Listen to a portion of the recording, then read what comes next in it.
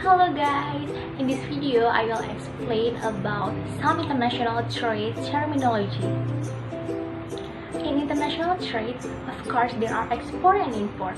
So, what are export and import? An export is a function of international trade whereby goods produced in one country are shipped to another country for future sale or trade. The ability to export goods helps an economy grow. Companies export products and services for a variety of reasons. Export can increase sales and profit if the goods create a new market or expand existing one, and it may present an opportunity to capture significant global market share. And then import. Import represents the bringing of foreign goods or services in another country, where the product will be processed, used, or sold. If a country imports more than it exports, it raises a trade deficit. If it imports less than it exports, that creates a trade surplus. When a country has a trade deficit, it must borrow from other countries to pay to the extra import.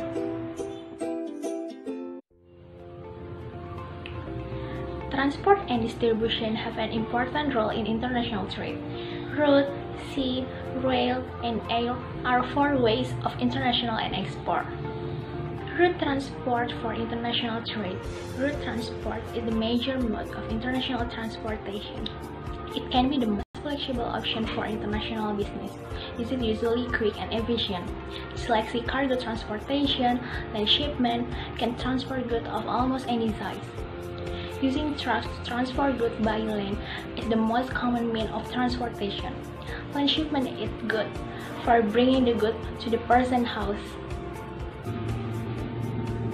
International transportation, shipping by ship.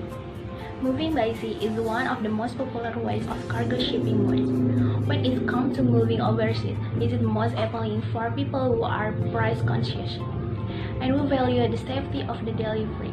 The goods or cargo you are transporting by sea, you can pack into boxes, cases, pallets, and barrels.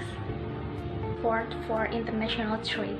This type of shipping offers a number of valuable advantages for international moving. This is ideal for long distance, and as it is the quickest method, it also saves you time for when moving over a long distance. The services can also deliver almost anything except extremely big items that may not fit in the plane. This form of transportation is usually the most expensive as compared to the other international transportation methods.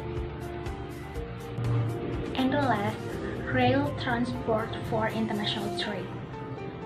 Rail transport is shipping using train services to carry cargo.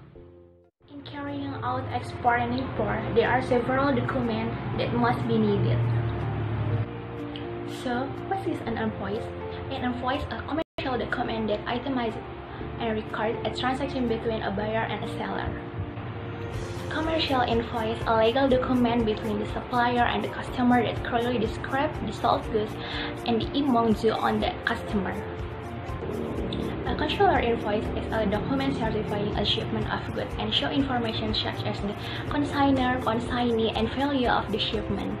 An invoice is a preliminary bill of sale sent to buyer in advance of a shipment or delivery of goods. The invoice will typically describe the purchased item or other important information such as the shipping weight and transportation charges. A bill of lading or BL is a legal document issued by a carrier to a shipper that details the type, quantity, and destination of the goods being carried. A bill of lading also serves as a shipment receipt when the carrier delivers the goods at a predetermined destination. This document must accompany the shipped product and must be signed unauthorized representative from the carrier, shipper, and receiver. And the last one, certificate of origin. What is a certificate of origin? Certificate of origin or COO is a document declaring in which country a commodity or good was manufactured. The certificate of origin contains information regarding the product, its destination, and the country of export. And also, there are several payment methods, including open account and LC. First, I will explain about open account. An open account transaction is a sale where the goods are shipped and delivered before payment is due, which is international sale is typically in 30, 60, or 90 days. Obviously, this is one of the most advantageous options to the importer in terms of cash flow and cost, but it is consequently one of the highest risk options for an exporter. And the second one, I will explain about letter of credit. Letter of credit is a financial document that facilitates international as well as domestic trade.